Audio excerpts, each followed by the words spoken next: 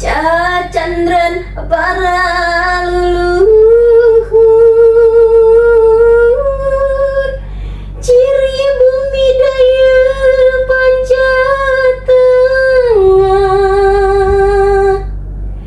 lemah dorna, lebah lengkapna hiasana para dewata.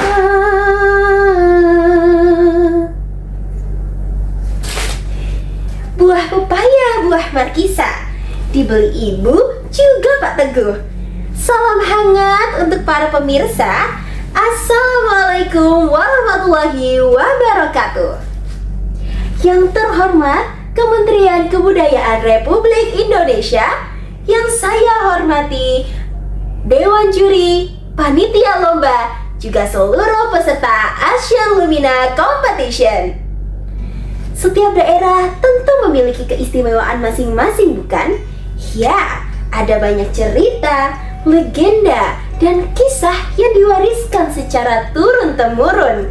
Dan pada kesempatan kali ini, izinkan saya, Cantika, dari Universitas Airlangga untuk membawakan sebuah legenda dari Jawa Barat yang berjudul Dewi Sri dan Air Mata Antaboga.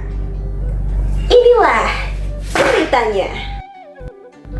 Alkisah, pada zaman purbakala berdirilah sebuah tata tertinggi di tanah Jawa Barat. Ya, tempat suci itu dipimpin oleh sosok paling sakti, paling berkuasa, paling disanjung, dan paling ditakuti oleh seluruh para dewa dan dewi lainnya. Ia adalah Batara Guru, dewa dari segala dewa. Titahnya adalah hukum dan suaranya bagai petir yang mencekam. Siapapun yang berani melawan perintahnya niscaya akan menghadapi murka yang mengerikan. Kala malam telah tiba, Batara Guru mengumumkan kepada para dewa dan dewi lainnya untuk menghadiri dalam sebuah pertemuan. Dalam keadaan syarat akan penghormatan, ia mengeluarkan sebuah ultimatum mengerikan. Hei kalian semua, aku ingin kalian membuat istana ini jauh lebih mewah dan megah. Dan siapapun yang tidak ingin menuruti perintahku, maka lihatlah, kaki dan tangan kalian tidak akan selamat. Dan untukmu Dewa Antaboga, maka lehermu lah yang tidak akan selamat. Kenyataan pahit seketika menghujam Dewa Antaboga. Ia hanyalah dewa yang ditakdirkan dengan tidak memiliki kaki dan tangan, dengan berwujud ular dan berkepala naga. Tanpa berpikir lama, Dewa Antaboga bergegas untuk meninggalkan istana dan bersembunyi di balik hutan. Apakah ini adil untukku? Ternyata tangisan itu didengar oleh Batara Narada, saudara dari Batara Guru. Wahai Dewa Antaboga, apa yang membuatmu menangis dan pergi kemari? Dan di saat itulah Dewa Antaboga menceritakan kejadian di istana kepada Batara Narada. Dan alangkah terkejutnya, Batara Narada tidak menyangka bahwa Batara Guru sangat amat kejam kepada Antaboga. Karena kesaktian yang dimilikinya, air mata Antaboga diwujudkannya menjadi sebuah mustika, yang mana itu adalah telur emas yang sangat ajaib. Bawalah ini kepada Batara Guru dan persembahkanlah untuknya. Ia langsung bergegas pergi ke istana dan mempersembahkan kepada Batara Guru. Di sana Batara Guru justru malah marah. Apa ini maksudmu? Telur emas kau persembahkan untukku? Ternyata tanpa disadari, telur emas itu langsung menetas. Dan di dalamnya ada seorang bayi putri cantik. Penantian yang selama ini ditunggu-tunggu oleh dirinya dan istrinya. Bayi putri cantikku. Dan mereka langsung menamainya Dewi Sri.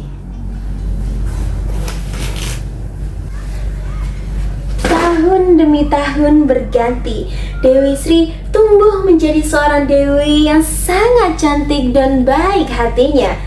Kecantikannya pun bahkan mampu mengalahkan para dewi dan bidadari di kahyangan.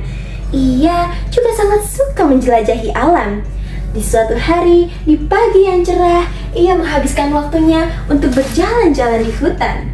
Namun di tengah perjalanan, ia bertemu dengan seorang gadis kecil yang tengah merasakan kelaparan.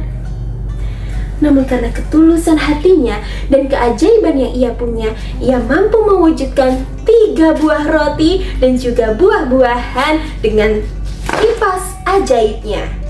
Segera setelahnya, ia melanjutkan perjalanannya dan tibalah ia di sebuah sungai yang sangat amat indah.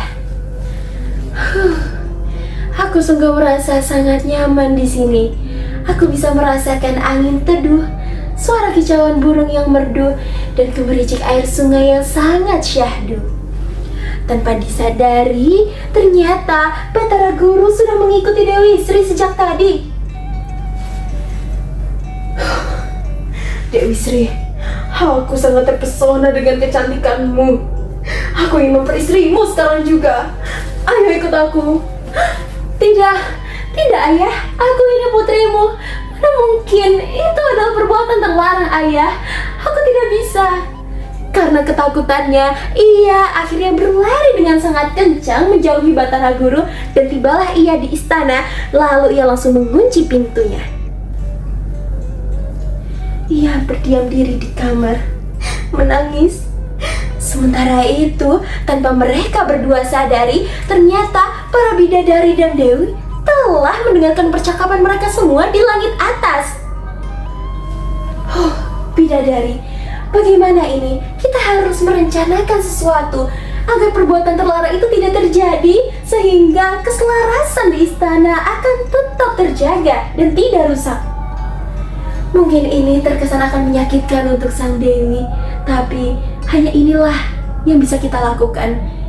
Kita harus memberi racun pada minuman dewi nanti malam. Dan malam telah tiba.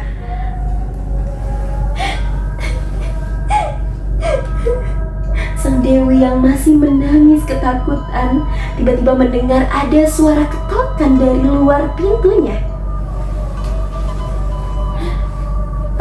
Tok. Ada apa, bidadari? Maaf Dewi, aku telah mengganggu waktumu. Namun sedari tadi aku melihat wajahmu sangat gelisah.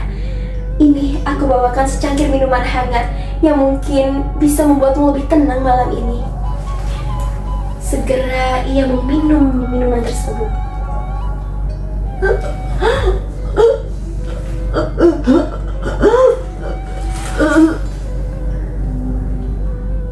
Dan saat itu juga Dewi Sri menghembuskan nafas terakhirnya. Lalu bidadari langsung mengumumkan berita tersebut di seluruh penghuni istana kahyangan. Dan juga Batara Guru yang mendengarnya langsung menangis sangat getir, karena ia berpikir bahwa putrinya telah mengakhiri hidupnya karena ia paksa untuk menikah dengan dirinya. Aku sangat menyesal. Maafkan aku, putriku. Lalu Batara Guru meminta kepada para dewa untuk segera menguburkan jasad putrinya tersebut.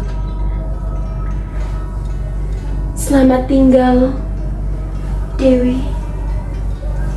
Karena ketulusan dan kebaikan hati sang dewi, akhirnya banyak tumbuh subur padi di atas tanah tempat dimakamkan jasad Dewi Sri, dan akhirnya membawa banyak kesejahteraan pada rakyat. Maka amanat yang dapat kita ambil dari legenda ini adalah teruslah mempertahankan hak dan martabatmu, dan jadilah seseorang yang memiliki ketulusan hati, karena kelak kebaikanmu lah yang akan mengenangmu selamanya. Sekian legenda yang dapat saya bawakan. Terima kasih atas waktu dan kesempatannya. Mohon maaf apabila banyak kesalahan. Wassalamualaikum warahmatullahi wabarakatuh.